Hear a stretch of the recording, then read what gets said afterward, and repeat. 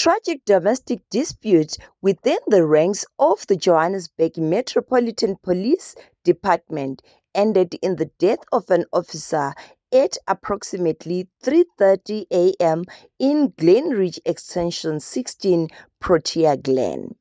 JMPD spokesperson Superintendent Xolani Fihla said, primarily investigations indicate that the suspect, an off-duty female JMPD officer, had been involved in a domestic argument with her girlfriend seeking assistance. She contacted a female colleague and friend who was also off duty, asking her to help transport the girlfriend away from the residence. The responding officer arrived in a white Kia sedan, and the girlfriend got into the vehicle as they were driving away from the property. The suspect allegedly drew her service firearm and fired 7 shots at the departing car. The responding officer was struck by the gunfire and sustained fatal injuries. She died at the scene. The vehicle was also intensively damaged, with both its front and rear windows shattered by the bullets. The suspect was arrested immediately at the scene. Police have not released her identity because she has not yet appeared in court.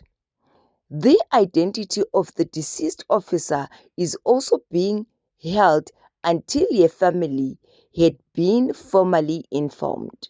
Members of the South African Police Services processed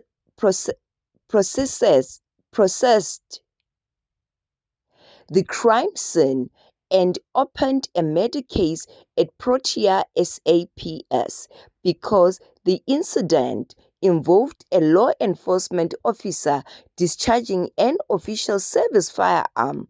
The Independent Police Investigative Directorate has taken over the investigation.